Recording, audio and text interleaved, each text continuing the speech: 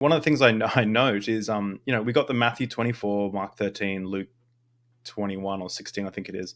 The end times prophecies about, Jesus saying, this generation will not Right. pass away until you see the Son of Man. The Olivet Discourse. Yes. Yeah. Yeah. And there's a lot of ways that people like kind of sneakily try and get around that, and they'll translate words to mean different things. Forget about that. Forget about all of that. Just go read Paul. Paul's telling people, Mm-hmm. I tell you that that we who are still here in the last days, and the judge is at the door. We're reading letters from Paul to other Christian groups. We're eavesdropping. Scumbags. We shouldn't be reading someone else's mail, but we are. We're reading scumbag Christians, reading people's mail. No, but they're reading from the Church of Thessalonica, reading to the Church of Corinth, reading, and it's very clear that the early church at least thought that Jesus was coming back soon. It makes in no way can I imagine that Paul would think that we'd still be talking about these things 2,000 years later.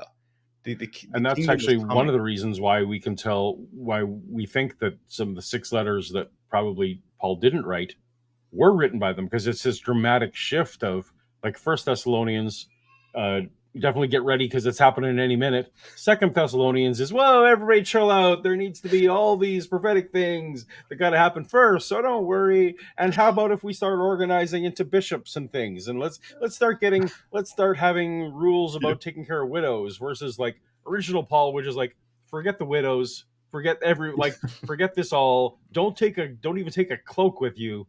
Yeah, it's happening, baby. It's happening now. Don't have kids. That's stupid. We're going. Yeah. Yeah. So, I came to the realization that, like, shouldn't someone, when in my church, when someone got engaged, it was a big celebration. When we got engaged, my brother-in-law put a video together, and we showed it in church. Everyone was clapping. It was a beautiful, like, amazing. Everyone was congratulatory. We're getting engaged. It was beautiful.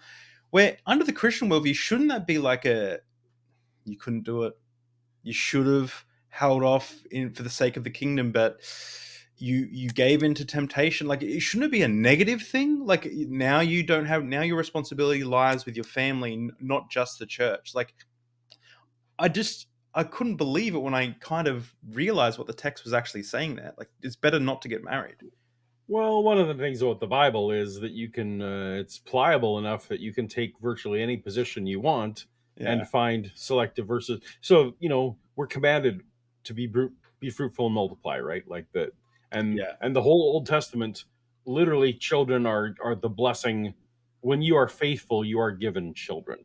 Mm. That is the blessing that is God most often gives to people, other than land. You get land and kids, and maybe sex slaves if you're lucky. Apparently, Oh, I shouldn't laugh at that, but luckily it probably didn't happen. no, like, yes, exactly.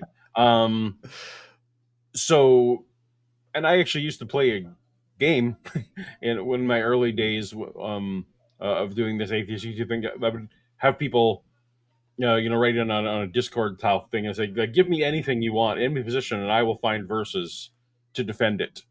Mm. To the extent of, well, hey, should you speed run this game, or should you peek at your Christmas presents? And I would be like constantly just like trying to proof text, and you can That's find a crazy. verse. It's long enough that you can, find some verse that at least vaguely Mm. lets you, whatever you want to believe. I feel like the Bible is pliable enough Yeah. that you can, which is why both people who held slaves and people who freed the slaves Mm. both thought that the Bible was on their side. Yeah. Right. And that seems like a pretty thing that a book should be unambiguous about.